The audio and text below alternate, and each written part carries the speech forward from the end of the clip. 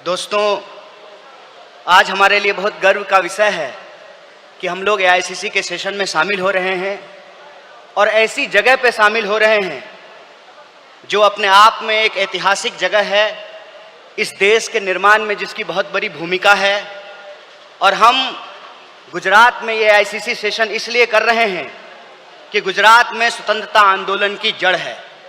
गुजरात वो भूमि है जहां हमारे राष्ट्रपिता महात्मा गांधी, सरदार वल्लभ भाई पटेल जी, दादा भाई नौरोजी जी का जन्म स्थान है, उनकी कर्मभूमि है। तो जब यहाँ पे एआईसीसी सेशन हो रहा है तो हमारा उद्देश्य यही है कि हम अपनी जड़ में जाएं, अपने जड़ को मजबूत करें, क्योंकि हमारे सामने एक बहुत बड़ी चुनौती है। चुनौती ये है कि हम आज़ादी के आंदोलन में शामिल हुए, देश को आज़ादी मिली और आज़ाद भारत के निर्माण में कांग्रेस पार्टी ने बहुत बड़ी भूमिका निभाई। पहले हमारी जिम्मेवारी देश को चलाने की थी, आज हमारी जिम्मेवारी देश को बचाने की है। यह भूमिका हमको अपने आप में समझनी पड़ेगी। देश को चलाने की जिम्मेवारी ऐसे थी कि देश आज़ाद हुआ, देश का संविधान बना और उस संविधान के आधार पर भारतीय लोकतंत्र फलना फूलना शुरू किया। कुछ दशकों के बाद कुछ ऐसी शक्तियां आज सत्ता पर काबिज हुई है जिन्होंने आज़ादी के आंदोलन में हिस्सा नहीं लिया। इसीलिए मैं बार बार कहता हूं, देश को आज़ादी माफी मांगने से नहीं, देश को आज़ादी लाठी खाने से मिली है, जेलों में जाने से मिली है।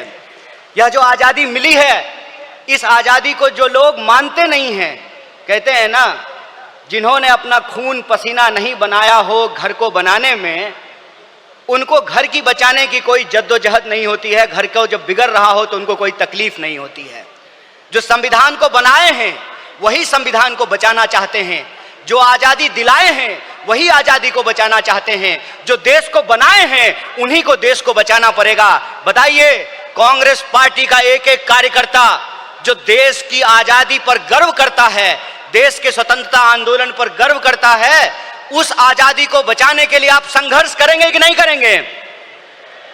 अगर आप संघर्ष करेंगे तो ये लड़ाई बिल्कुल आमने सामने की लड़ाई है। ये लड़ाई है कि एक तरफ वो लोग हैं जो काली टोपी पहनते हैं, एक तरफ हम लोग हैं जो सफेद टोपी पहनते हैं। वो जो काली टोपी पहनने वाले लोग हैं वो काले कानून लेकर के आते हैं। हम सफेद टोपी पहनने वाले लोग जो हैं वो गरीबी का अंधियारा मिटा करके, बेकारी का अंधियारा मिटा करके हम रोजगार का अवसर लाना चाहते हैं। हम अन्याय को समाप्त करके सामाजिक, आर्थिक और राजनीतिक न्याय लेकर के आना चाहते हैं। इसीलिए आज जब मैं आपके बीच में बोल रहा हूं तो सबसे पहले जो ड्राफ्ट है रेजोल्यूशन की, मैं उसके समर्थन में बोल रहा हूं। और यह जो न्याय पथ है जिसको लेकर के हमारा संकल्प है कि इस न्याय पथ पर हम चलेंगे, और न्याय पथ पर चलने का मतलब यह है कि देश में कहीं भी अन्याय होगा, चाहे वो अन्याय दलितों के खिलाफ हो, चाहे वो अन्याय गरीबों के खिलाफ हो, चाहे वो अन्याय पिछड़ों के खिलाफ हो, चाहे वो अन्याय आदिवासियों के खिलाफ हो, महिलाओं के खिलाफ हो, किसानों के खिलाफ हो, मजदूरों के खिलाफ हो, किसी भी भारतीय के खिलाफ अगर कोई अन्याय होगा तो उस काली टोपी वाले अन्याय के खिलाफ हम सफेद टी शर्ट पहन करके राहुल गांधी जी के बताए रास्ते पर चलेंगे। हम न्याय का योद्धा बनेंगे और न्याय का जो हमारी पहचान है, न्याय का जो हमारा ये सिंबल है, उसी से हम इस देश को बचा सकते हैं। और देश को बचाने की जो मुहिम है, इस संबंध में मैं आपको बता दूं कि आज एनएसयूआई का स्थापना दिवस है, फाउंडेशन डे है। स्टूडेंट और यूथ की एक बहुत बड़ी भूमिका है। स्टूडेंट और यूथ अलग अलग तरीके से इस देश में अपने हक और अधिकार को लेकर के संघर्ष कर रहे हैं।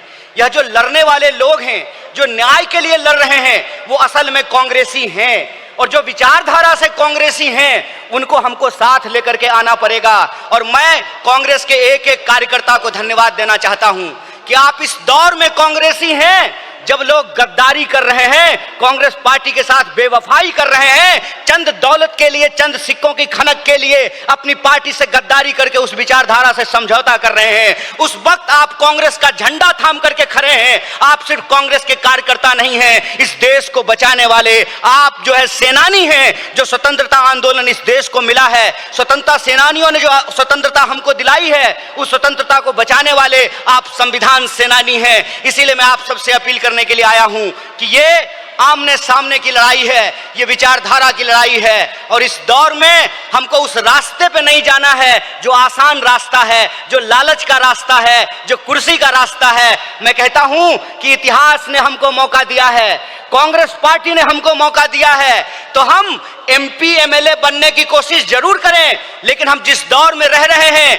ये वो दौर है कि हमारे सामने एमपी एमएलए बनने के अलावे गांधी बनने का अवसर है, भगत सिंह बनने का अवसर है, सरदार वल्लभ भाई पटेल बनने का अवसर है, सुभाष चंद्र बोस बनने का अवसर है, एनी बेसेंट बनने का अवसर है, अंबेडकर बनने का अवसर है। इसीलिए मैं अपने कांग्रेस पार्टी के एक एक कार्यकर्ताओं को एआईसीसी के इस मंच से कहना चाहता हूं कि यह जो रेजोल्यूशन है, यह रेजोल्यूशन कागज पे लिखे हुए कोई शब्द नहीं है, यह संकल्प है। और उस संकल्प पे हम समर्पण के साथ चलेंगे, संघर्ष करेंगे, और संघर्ष करेंगे तो इस विपरीत परिस्थिति में हमारी जीत सुनिश्चित है।